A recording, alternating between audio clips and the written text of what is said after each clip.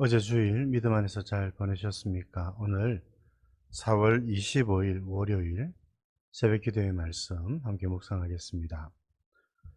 505장 찬송 올려드리겠습니다.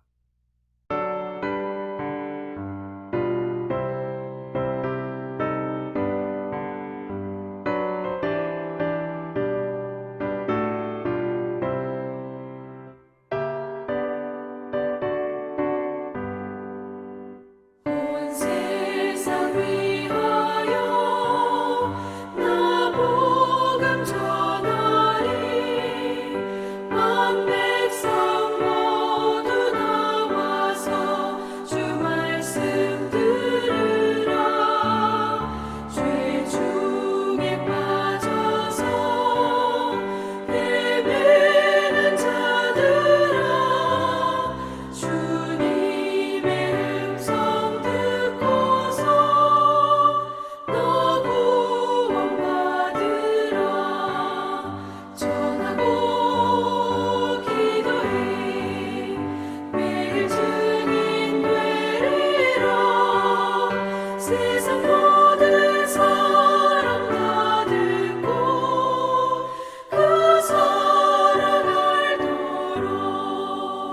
온 세상 위하여 이 복음 전하리. 저 죄인 회개하고서 주 예수 믿으라. 이 세상 구하려 주 돌아가신 것 나 증거하지 않으면 그 사람 모르리. 전하고 기도해 매일 증인 되리라. 세상 모든 사람 다 듣고 그 사랑 알도록.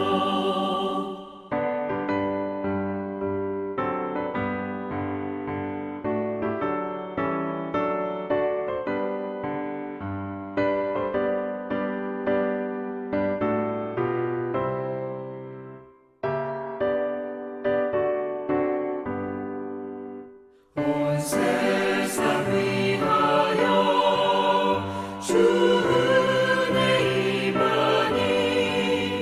주 예수 이름 힘입어 이 복음 전하자. 먼 곳에 나가서 전하지 못해도 나 어느 곳에 있든지 늘 기도 힘쓰리. 전하고 기도해 매일 증인 되리라. 세상 모든 사람 다 듣고 그 사랑 알도록.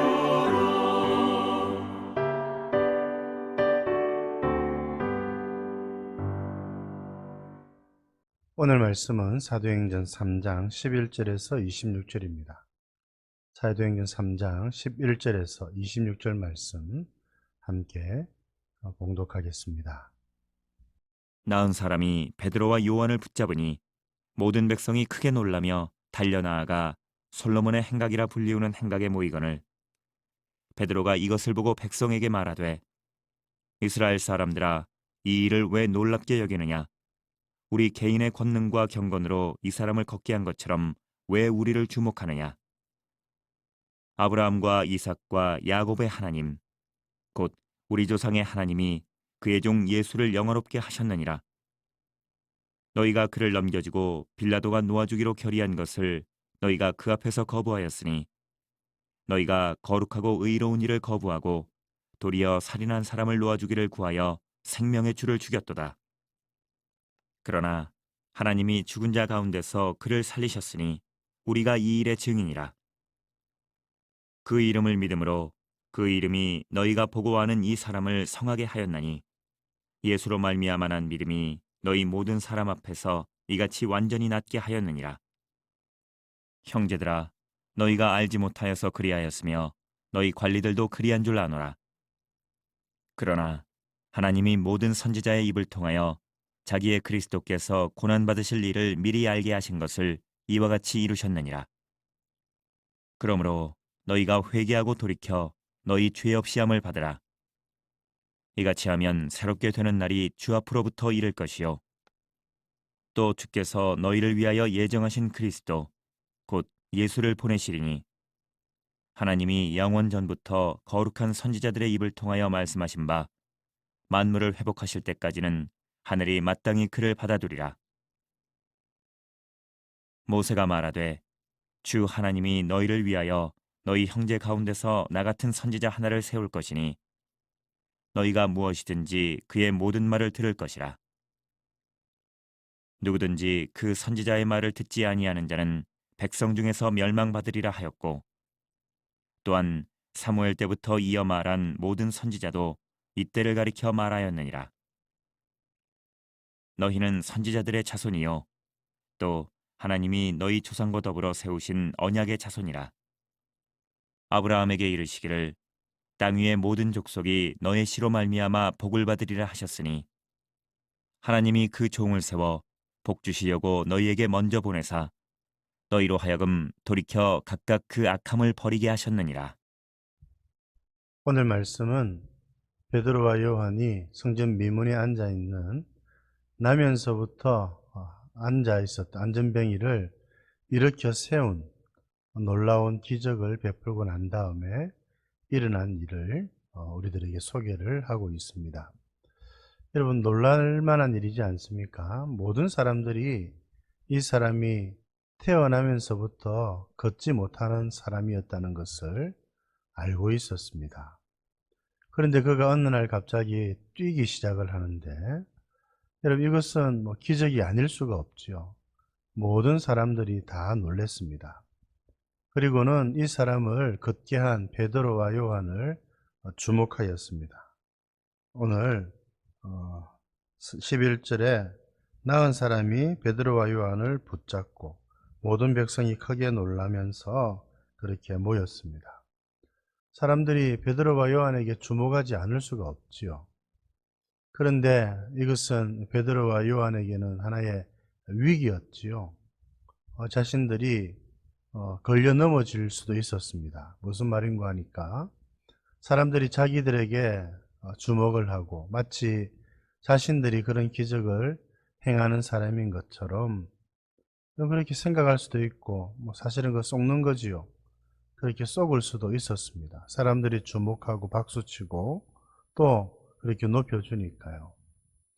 그런데 베드로와 요한은 이런 잘못에 빠지지 않았습니다. 참 감사한 일이지요.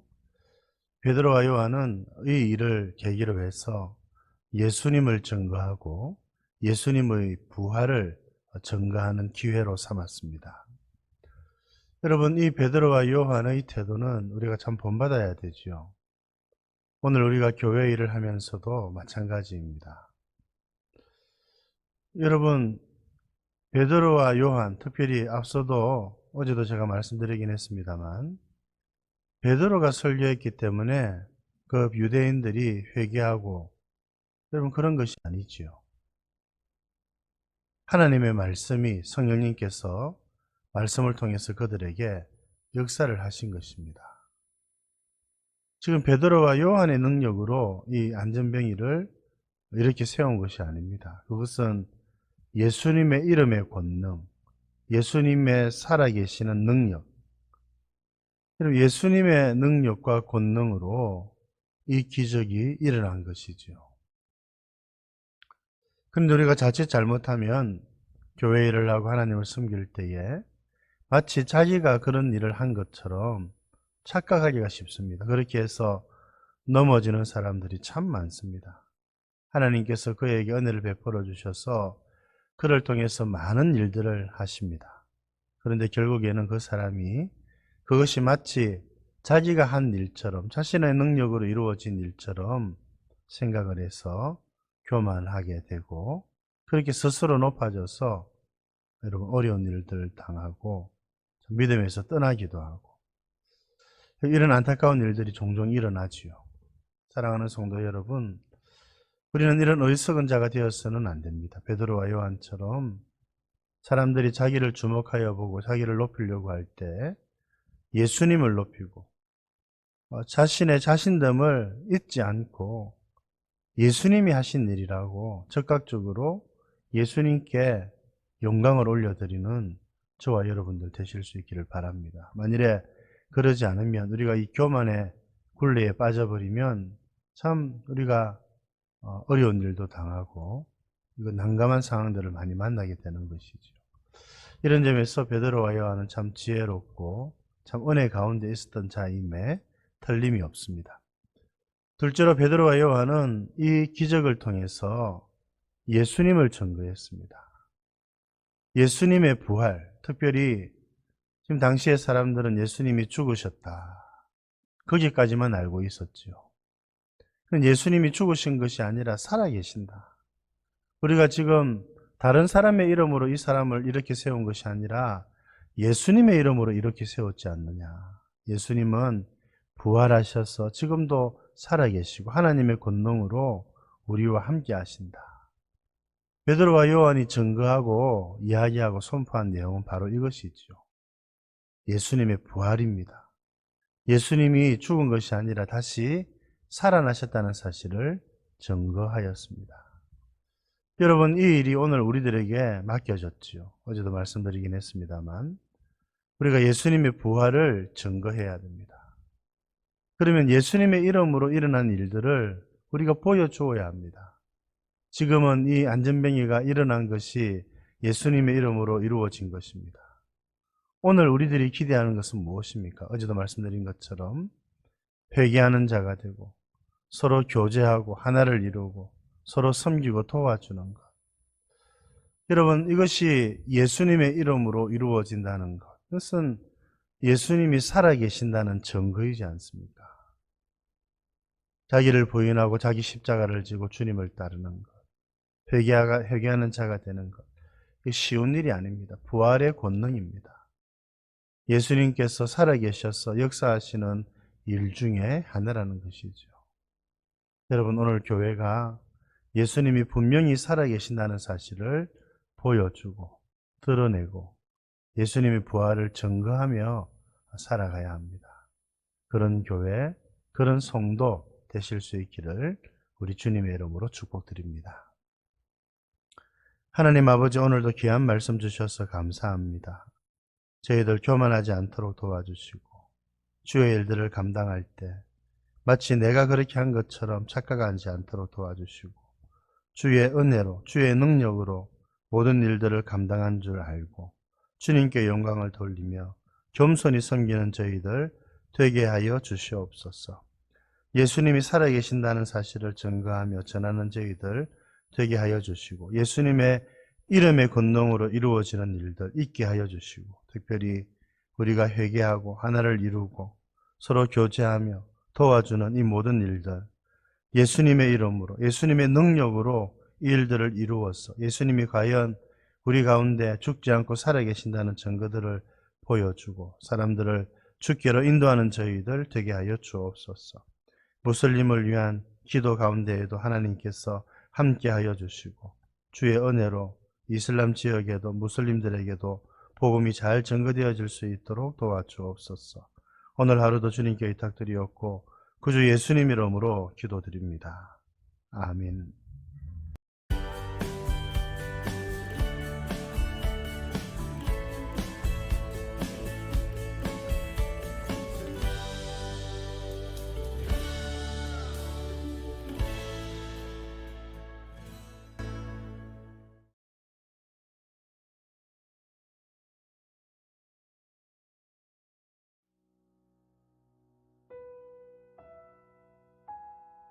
무슬림을 위한 30일 기도의 24번째 날은 인도를 위해 기도했을 때를 떠올리며 하나님께서 행하신 일에 초점을 맞춰 기도합니다. 인도는 지금 변화의 한가운데에 있습니다.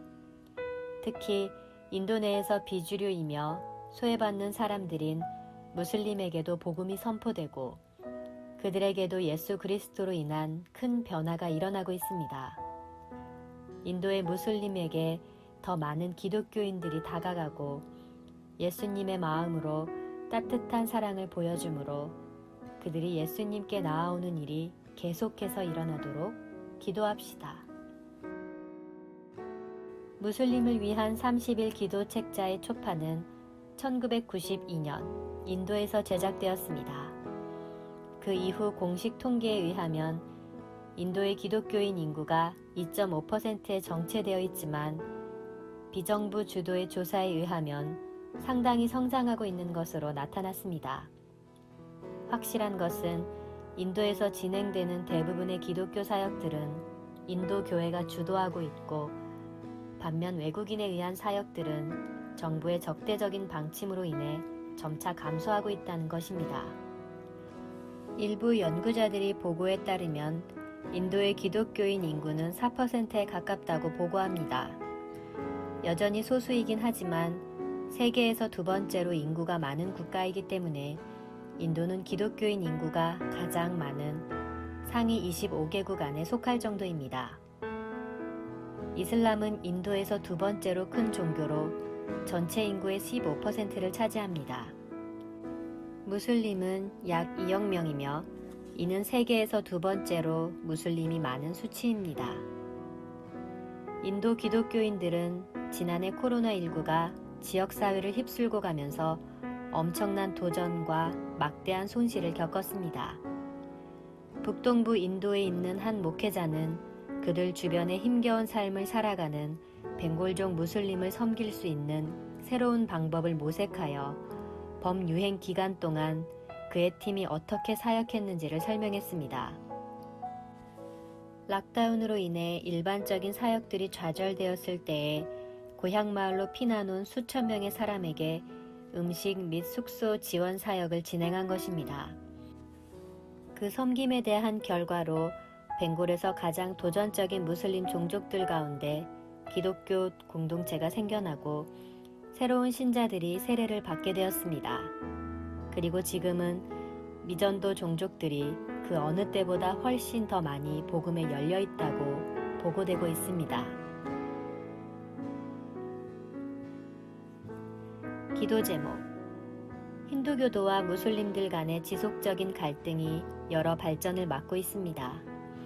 인도 내의 평화를 위해서 기도합시다.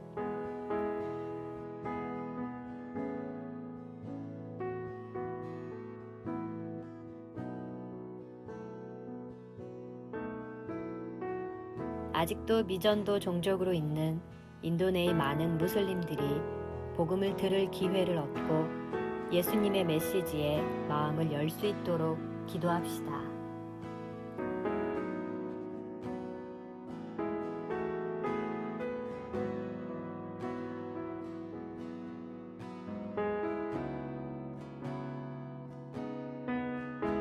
인도에 있는 기독교인들이 인도를 축복하고 예수님의 본이 되는 일에 기여할 수 있도록 기도합시다.